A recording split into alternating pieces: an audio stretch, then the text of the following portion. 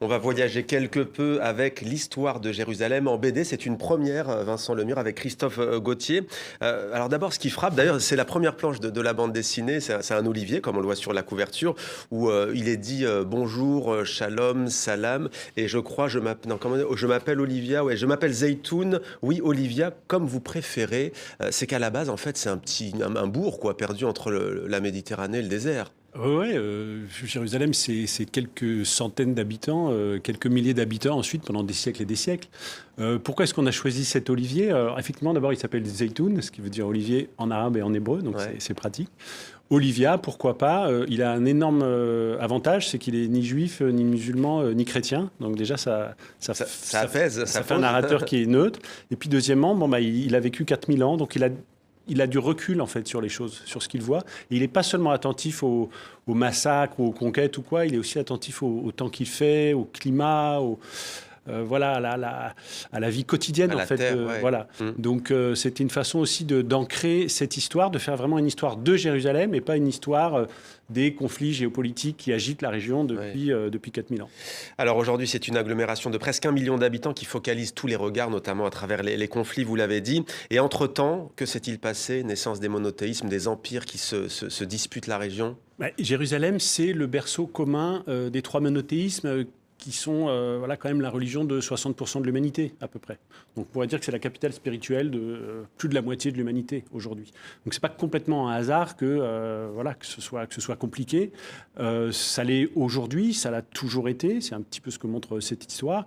Il y a aussi des périodes où ça allait beaucoup mieux, à l'époque mamelouk ou ottomane, et ces périodes on les connaît moins, parce qu'on parle toujours de Jérusalem quand, effectivement, quand on est par exemple, les croisades, Ouais.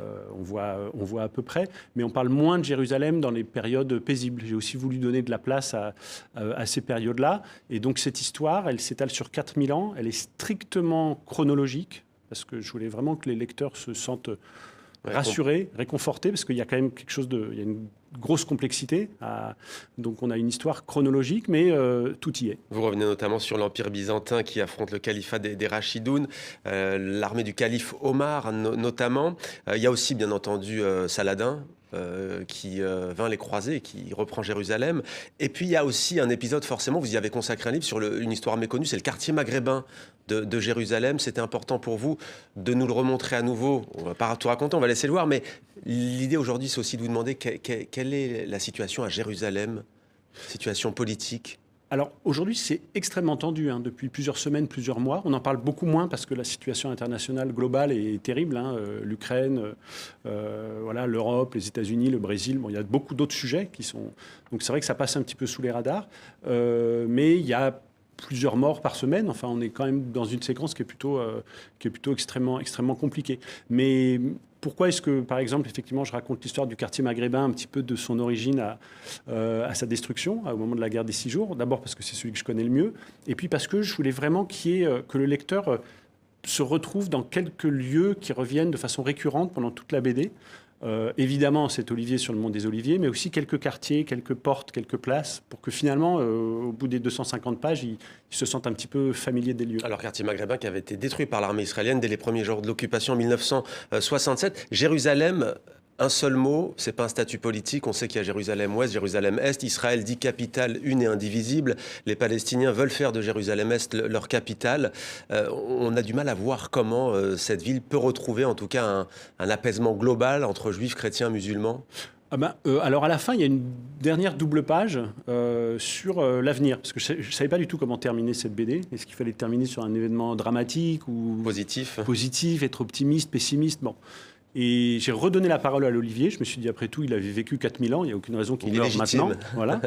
Et donc, il imagine dans une dernière double page des scénarios possibles pour les quelques décennies qui viennent.